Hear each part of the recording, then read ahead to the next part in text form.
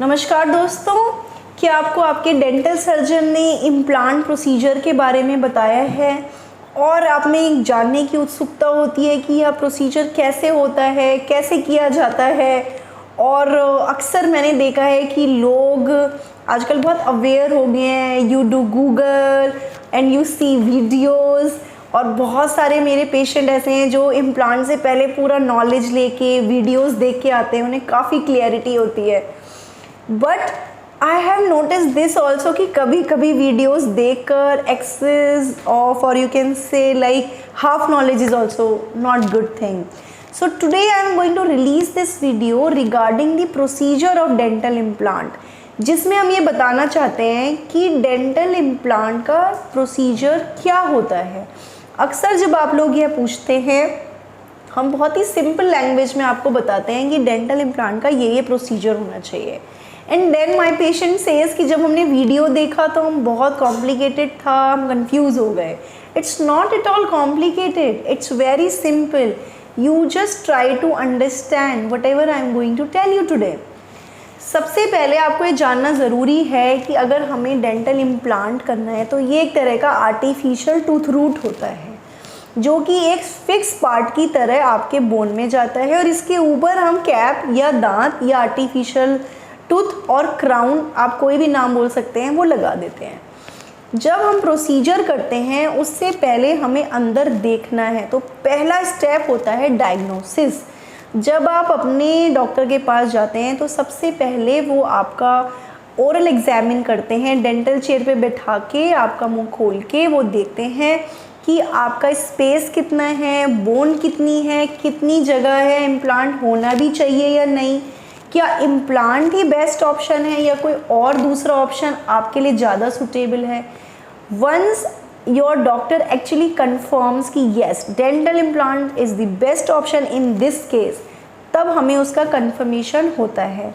Second step आता है कि आपके डॉक्टर डेंटल चेयर पे ही in office means in clinic only we do the X-ray. X-ray की फैसिलिटी सारे डेंटल क्लिनिक्स में अवेलेबल होती है और उसी समय आपका एक एक्सरे ले लिया जाता है. एक्सरे फ्रेंड्स 2 डायमेंशनल पिक्चर थी when I started dental implant few years back. तब हमारे पास 3 डायमेंशनल एक्सरे नहीं होते थे, तो डेंटल चेयर के साथ ही जो 2 डायमेंशनल एक्सरे हम लोग लेते हैं, जिसमें हम लैपटॉप पे देख लेते हैं उसी टाइम, या कुछ क्लिनिक में जिसमें डेवलप करके देखते हैं, उसी के थ्रू इम्प्लांट करते थे. But today with the advancement we have CBCT. CBCT is actually our third eye. We call it third eye. I call it third eye. क्योंकि ये कलर्ड एक्सरे है, 3 डायमेंशनल है, तो इसमें हमें पूरा व्यू दिख जाता है कि एग्जैक्टली क्या लोकेशन होनी चाहिए, क्या लेंथ होनी चाहिए, हम और परफेक्शन से उसे कर देते हैं. तो सबसे पहले एक्सरे के बाद भी I always recommend to get CBCT to my patient, ताकि प्रोसीजर को केवल मुझे करना नहीं है, हमें परफेक्शन से करना है. सो उसके लिए हमें CBCT चाहिए होता है. वो बाहर कुछ सेंटर्स, कुछ क्लिनिक में इन हाउस भी ये फैसिलिटीज़ होती हैं. कुछ सेंटर्स पे जो स्पेशली बाहर होते हैं उनमें CBCT सेंटर होते हैं, वो हम आपको बता देते हैं. अब वहाँ से जाके CBCT करा के लाते हैं. Once we see the CBCT, तब हमें एक आइडिया हो जाता है कि हमें इस पोजीशन पे इतनी लेंथ का, इतनी विड्थ का यह इम्प्लांट डालना है. जब प्रोसीजर किया जाता है उससे पहले I always send a message to my patient कि आपको अच्छे से खाना खा के आना है, आधे घंटे पहले आपको पेन किलर लेके आना है, 1 डे प्रायर अगर हम कोई मेडिकेशन स्टार्ट कर रहे हैं वो लेके आना है, आपको अपनी रेगुलर मेडिसिन खानी है, अच्छे से स्लीप लेके रेस्ट करके, या जो भी रेस्पेक्टिव कुछ इंस्ट्रक्शन स्पेसिफिक होते हैं कुछ पर्टिकुलर पेशेंट्स के लिए, वो आपको फॉलो करना है. वो आपको मैसेज 1-2 दिन पहले आ जाता है और आप वो सब करके फिर हमारे पास क्लिनिक पे आते हैं. अब हम बात करते हैं, ये प्रोसीजर था prior the treatment. Now we talk about the main treatment part. Once you come to us, सबसे पहले आप डेंटल चेयर पे बैठते हैं. We make you feel relax, we sanitize your mouth, we drape you, हम आपको patient drape वगैरह पहना देते हैं. उसके बाद स्प्रे एनेस्थीसिया से हम उसको अच्छे से एनेस्थाइज कर देते हैं. आजकल स्प्रे एनेस्थीसिया होता है जिसमें आपको इंजेक्शन का प्रिक भी फील नहीं होता. उसके बाद प्रॉपर एनेस्थीसिया देके, जिसे हम लोकल एनेस्थीसिया कहते हैं, जिसमें बस वही रीजन को एनेस्थाइज किया जाता है जहां हमें इम्प्लांट डालना है। कई लोगों को मिसकंसेप्शन होता है कि जनरल एनेस्थीसिया में करेंगे, बेहोश करके करेंगे, ऐसा कुछ भी नहीं है। रूटीन में हम डेंटल इम्प्लांट में बेहोश नहीं करते हैं, वो कुछ मेडिकली कॉम्प्रोमाइज़ है, कुछ स्पेसिफिक केस हो सकते हैं, बट रूटीन में बेहोश या जनरल एनेस्थीसिया नहीं दिया जाता है। एनेस्थीसिया देने के बाद जब हम साइट में इम्प्लांट डालते हैं तो वो केस टू केस हम डिसाइड करते हैं कि हमें उसको ओपन करके डालना है या जो इम्प्लांट का स्क्रू है हमें बिना ओपन करे इसी तरह से उसे प्लेस कर देना है। सो आपके जो डेंटिस्ट हैं वो इम्प्लांट को धीरे धीरे प्लेस कर देते हैं। Once we make the place for implant, फिर हम स्क्रू को उसमें धीरे धीरे प्लेस कर देते हैं। अगर हम उस पार्ट को ओपन करते हैं तो नेचुरली हमें उसे स्टिचेस भी लगाना होगा, जिसे हमारी लैंग्वेज में स्यूचर कह देते हैं। हम स्यूचर या स्टिच या टाँका, अगर हमने किसी रीजन को ओपन किया है तो नेचुरली उसे क्लोज करने के लिए हम स्टिचेस लगा देते हैं। अगर ओपन करने की ज़रूरत नहीं है, उसमें हमारी लैंग्वेज में अटैच जिंजाइवा होता है, बोन होता है, अभी I am not going in the medical terms, otherwise you might get confuse. Simple भाषा में बोलें तो अगर हमने रीजन को ओपन नहीं किया है, हमने ऐसे ही इम्प्लांट डाला है, तो ऐसे केसेस में स्यूचर लगाने की ज़रूरत नहीं होती है, टाँका लगाने की ज़रूरत नहीं होती है। अगर ओपन किया है तो 1-2 स्टिच आ सकते हैं, ज़्यादा भी आ सकते हैं, उसमें आपको पैनिक करने की कोई ज़रूरत नहीं है।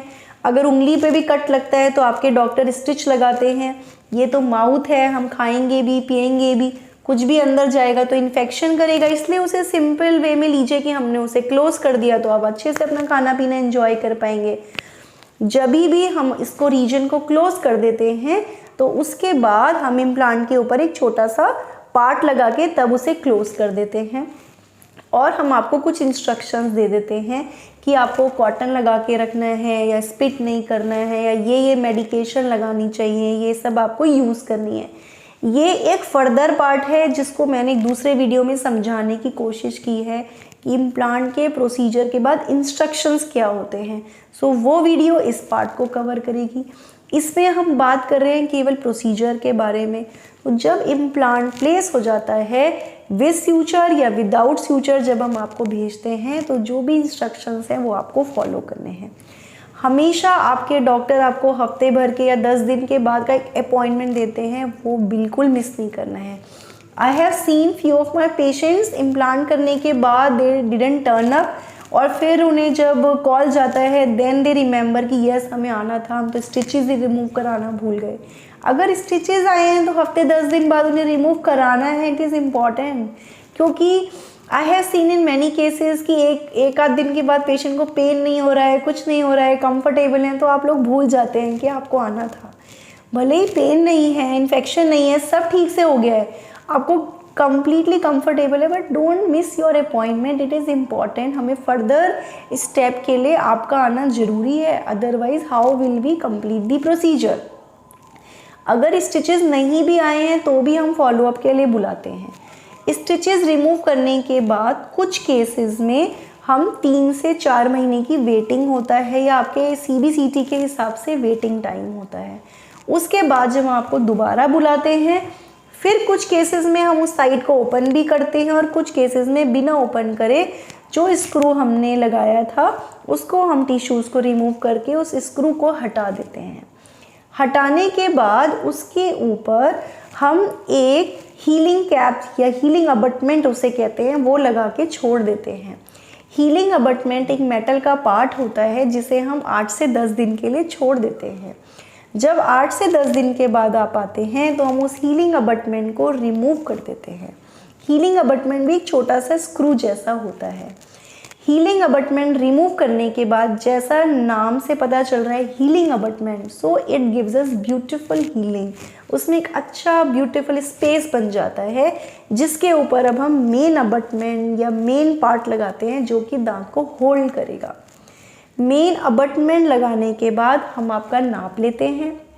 नाप लेने के बाद वो लैब में जाता है और उस पर आपका कैप या क्राउन या आर्टिफिशियल दांत जिसे आप कहते हैं वो बन के आता है और वो हम उस पर प्लेस कर देते हैं। उसके बाद अगेन आपके डॉक्टर आपको इंस्ट्रक्शन देते हैं और आप उस टूथ से धीरे धीरे कंफर्टेबल हो जाते हैं और अपना डेंटल इम्प्लांट का प्रोसीजर आपका कंप्लीट हो जाता है। उसके बाद भी 6 महीने साल भर में अगर आपके डॉक्टर ने आपको फॉलोअप के लिए बुलाया है तो आप उसका ध्यान रखें। So these were the thing which I try to brief you in very layman language, एक बहुत ही सिंपल भाषा में आपको डेंटल इम्प्लांट का प्रोसीजर बताने की कोशिश की है। Thank you so much. नमस्कार।